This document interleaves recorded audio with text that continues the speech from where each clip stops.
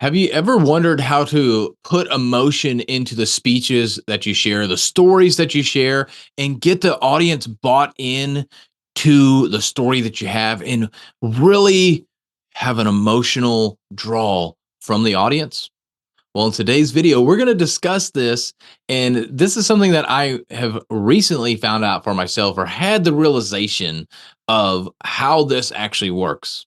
So, when we want to create emotion, first of all, why do we want to create that emotion? We want to create the emotion because, especially for us speaking on stage, we're trying to present ourselves in a way that we become an expert, that we have people that will end up wanting to buy our product or service or work with us in some way, shape, or form.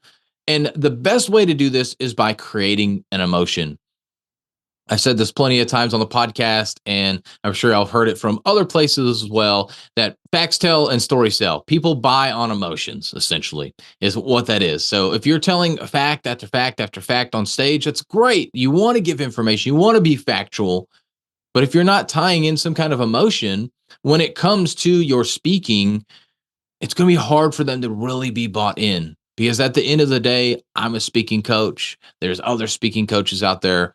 So besides me being me, what makes that difference? Me creating an emotional bond between you and I as I'm speaking to you. And so for you as a speaker, you as a leader, when you are speaking and you create that emotional bond between you and the other person, or you and the other people that you're leading or you're speaking to, you're going to have that buy-in from them, because now you are emotionally bonded, and not just I'm your leader, here's what you're doing, or I'm the speaker on stage, here's what you should hear.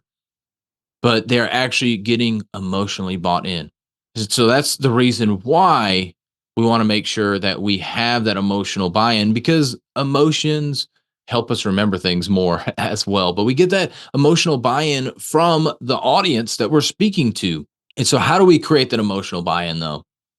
And it is from the stories that you share, but not just any stories. I mean, stories are great and you can tell a lot of great stories, but the more closely related to you that they are, the more your audience is going to connect with you.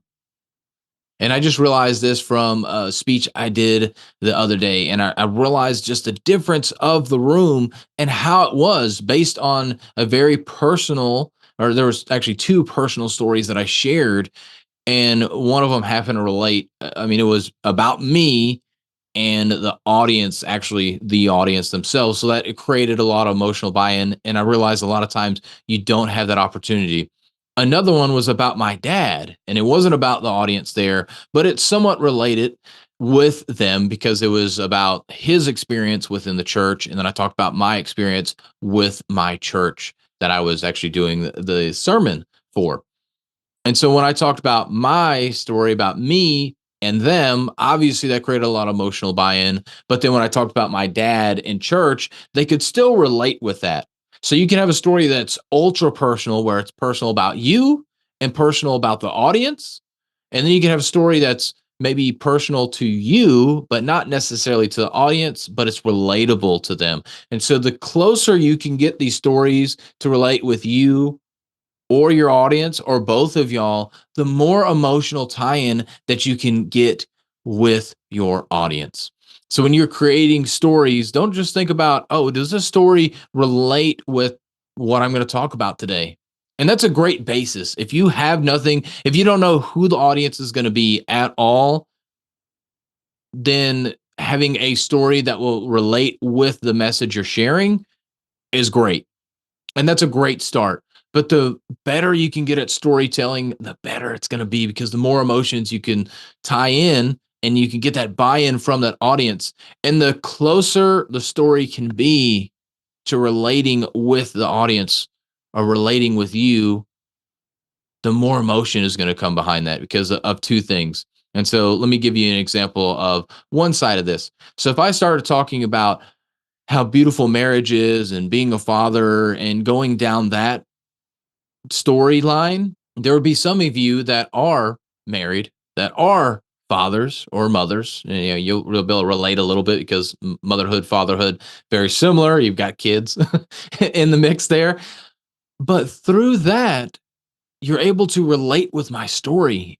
And if I start talking about some of the hardships, or I start talking about the love that's there, the love that's nurtured there, you're going to be bought into that. You're going to understand that. And emotionally, we're going to be bonded because you're like, wow, Philip and I have more things in common. And that's great.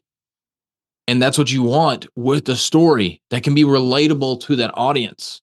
But if I start talking about something more, I mean, that's personal as well.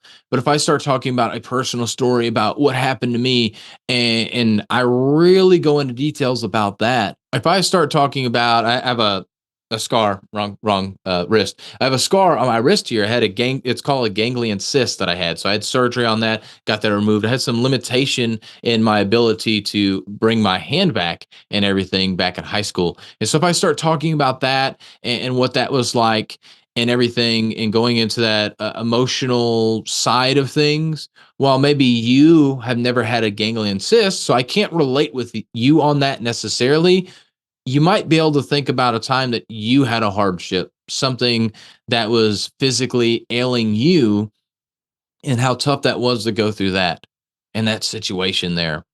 And so you could relate with that, or maybe you don't relate with it at all, but you can see, and Arista is a little bit of a bad example, but say I lost a limb and I start talking about that. While maybe you haven't lost a limb, you can understand and emotionally be bought into that a little bit because you can only imagine how tough that must be to only have one leg, let's say.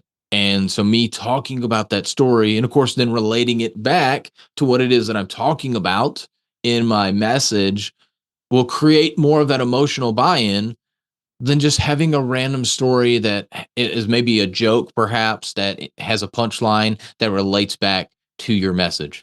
So if you want to create emotional buy-in, the best way, the ultimate best way to create emotional buy-in in your speech, to draw the emotions of the audience out and draw the emotions of your story out, is to have a story that relates with the audience, being you, as well as myself or yourself when you are speaking on that stage. So a story that both people, you and the audience, can be bought into.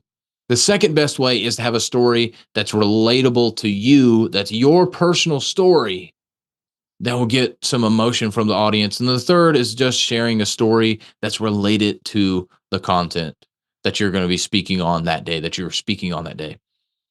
And so those are really the three ways. The first two are really going to get the emotional buy-in. You can get people laughing, all of that good stuff. But if you really want to draw people into that story, the more that you can relate with that audience, the better it's going to be. And the more emotional buy-in that you're going to get from them. So as you're preparing for your next speech, think about your stories. How do they relate to you? How do they relate to the audience? And ultimately, how do they relate to your message? So if they don't relate to your message, there's no point in sharing that story. But once you figure out who your audience is, hopefully you know who you are, and you know what message you're going to share, you can craft a story around that. And the more you get the audience and yourself tied in to that story that relates back to that message, the more emotional buy-in you're going to get from your audience.